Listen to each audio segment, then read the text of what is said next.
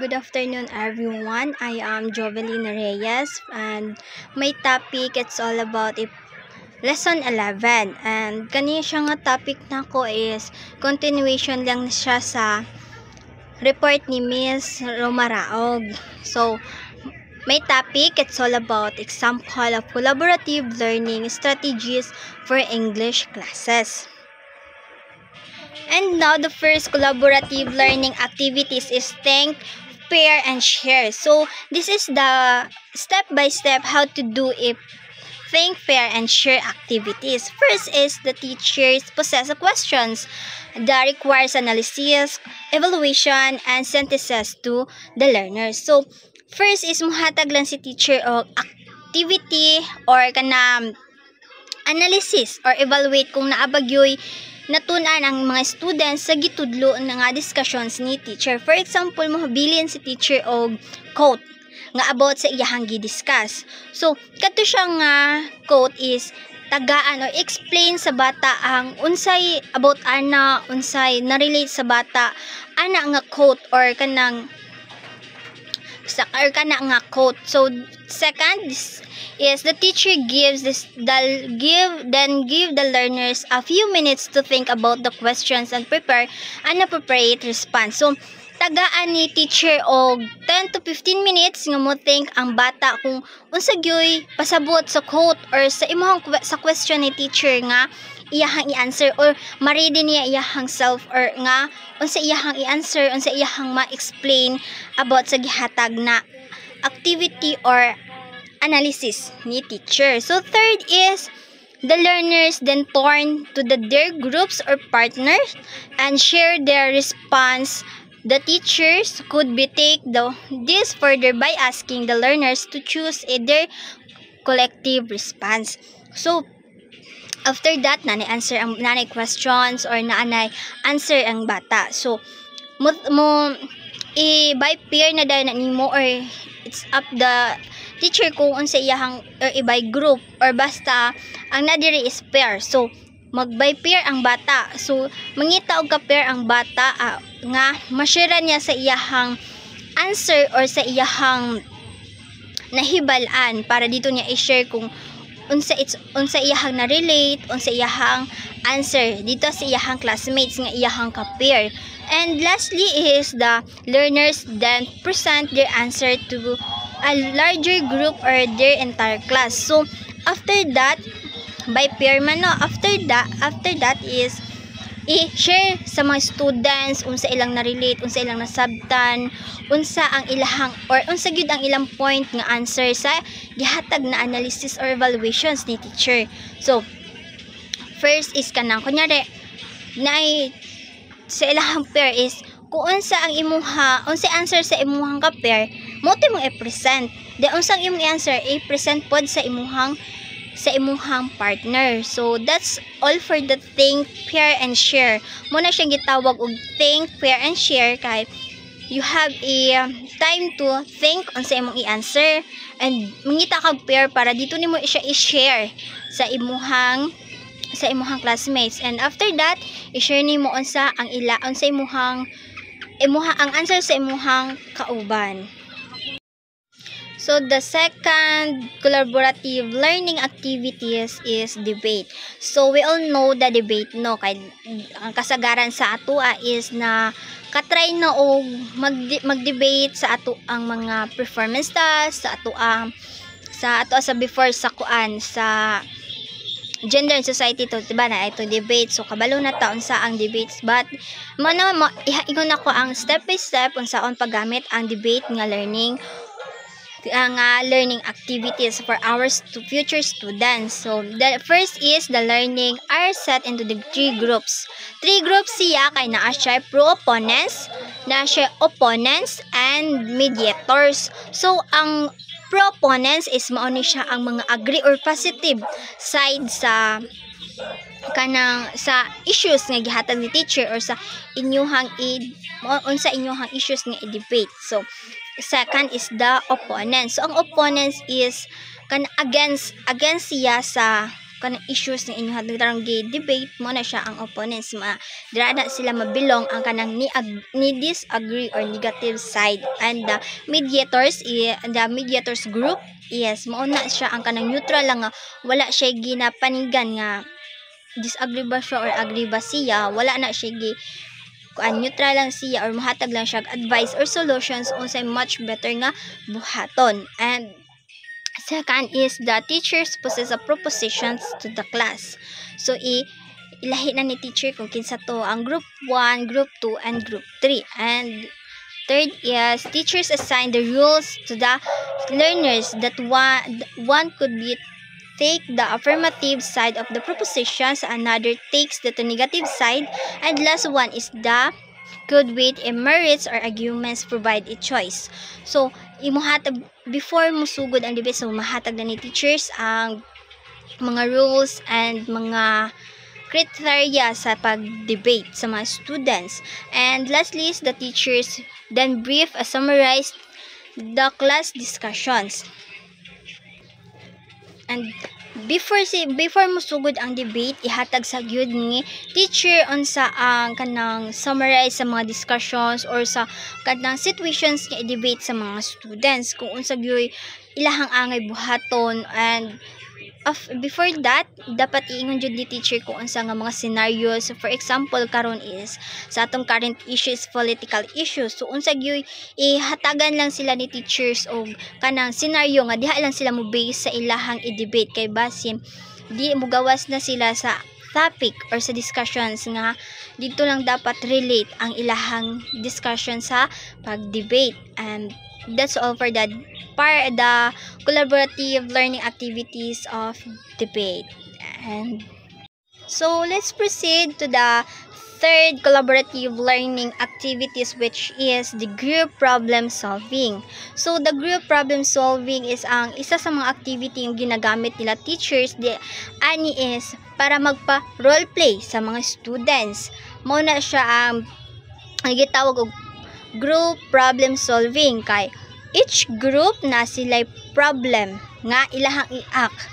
And mo na siyang makipag-collaborate ang mga students sa ilahang mga classmates or sa ilahang group, kay naman sila gigampanan nga role or naapod sila dito sa scene or sa scene nga ilahang ginabuhat sa ilahang role play. So dito sa ilahang scenario or sa ilang role play nga ginabuhat, dapat makita dito ang sugod sa problem, unsa ang problem nga ilahang or stories sa ilahang role play.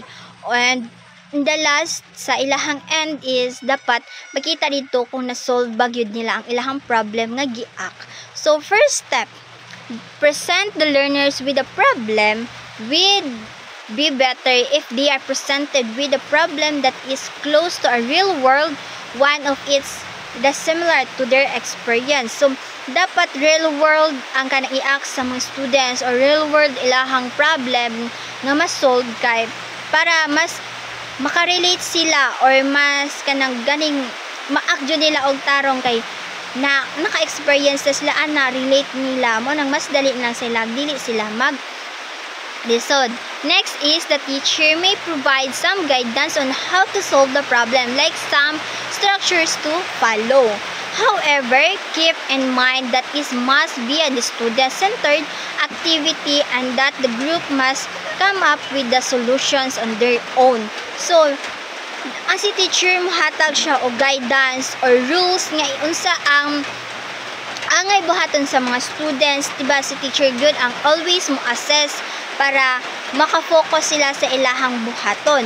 So si teacher, once again si teacher mohatag guidance, rules sa ilahang role playing or sa ilahang group problem nga ilahang buhaton. And first of all, dili gyud dapat nato kalimtan ang criteria or rubrics nga dira mag-base ilang grading, and diha sila mag-base kung unsa gyud ang unsa lang ilahang dapat buhaton, nga dili lang sila dapat mulapas kay basin wala na sa discussions or sa topic nga gihatag ni teacher ang ilahang problem nga giahak dito as a role during role play, and dapat sila lang pud ang mohatag o kanang solutions or masolve nila ang problem nga ilang giakay. If si teacher ang mohatag, dili na siya student-centered activity. Kay si teacher naman tanan mag-provide, pasagda na to tong students nga sila ang mo-think unsa ang problem ay unsa nila pag-solve ang problem nga sa activity. Then last is the reach final solutions with the class by helping the class discussions the pros and cons of each group's solutions. So each group is sila kanang each group is last is the reach final solutions with the class by the helping discussion. The class discuss the pros and cons of the group solution. So, sa ilang weaknesses and sa ilahang strength nga ilahang gi-present, so mas maka-help na sa ila to boost their confidence or kanang makatabang sa ilahang groups nga makikita og kanang solutions nga para ma-solve ang problem nga gihatag sa teachers nga para ilahang i-act sa ilahang role playing. And that's all for the group problem solving. So let's proceed to the last collaborative learning activities is project-based activities. So project-based activities, mao ni siya ang ginagamit sa mga teachers para ang mga students is mas mo collaborate or mutabang gyud or makita gyud ang ilang effort or ilang skills, ilang mga weaknesses or strength sa during this activity nga tanan gyud sila makabuhat or tanan gyud sila is maka-collaborate with their classmates. So first nga ginagamit ani sa mga teachers nga activity is ang gallery walk. Kay ang gallery walk diba is maka-collaborate gyud tanan ng mga students, na siya secretary, na siya kanang taga-explain or nagina sila yung mga daghan sila tanan sila dapat na i-task. So first step of using this activity is learners are presented with a project that are going to complete. One way to do this is to introduce the class to a project that is beginning to the lesson or unit, or have a class to think a project that they would want to complete based on the lesson or unit. So for example, sa gallery walk is ang nasa 5 groups. Yung mga gikuha ang 5 groups. So, sa 5 groups is dapat si teacher explain niya unsa gibuhaton, unsay mga guidance and rules and criteria gyud pa dapat. So, sa learners is dapat tagaan sa nimo sila og time nga mo think unsa gyud ang ilahang unsay plano nila sa ilahang activity or sa ilang buhaton na project, kay para ma-present nila og tarong. So dapat sa by group po sa students is dapat na sila iya nga mo-present sa ilahang project. So dapat kanang before sila mo proceed sa gallery walk is explain sa nila unsa ang naa dinhaa silang activity, unsa ang nada silang group para mas masabtan sa ilahang mga classmates. Second is the class is divided into 5 groups, what I said earlier nga 5 groups or 4 to 5 groups ang ginabuhat sa gallery walk, and the teachers must provide the learners with a timeline and completion of projects indicating the milestone groups much list for the every steps of the project. So naa siya dapat napunta ginaset nga time nga ma-explain or step by step sa ilang gihimo nga project giunsa to nila ma-explain nila every step by step sa ilang gibuhat is dapat naagyud siya time para na time management nga ginasunod sa ato ang activity. And last is have groups shares their completed projects and their experience and the competitions and of the project. The teachers should help the process process the experience with the rest of the class. So after that nga nahuman na nila ang station by station nga kuha nila by group yat kuha nila by group na discuss na ang by group po is na sila i-present nga explanation or sa ilang experience sa mga gipang discuss sa mga group by sa mga grupo nga ilang gi-present ilang mga answer sa ilang mga activity. So sila pod mo comment sila or mohatag sila og feedback para sa ilahang mga classmates or katong mga by group nga ilahang diskubrihan kung unsa gyud ang ilahang activity. So si teacher sab is mo process or mohatag po siya og additional nga feedback para makasabot ang mga students kumusta ilahang activity. And that's all for the collaborative learning activities and lesson 11. That's all. Thank you.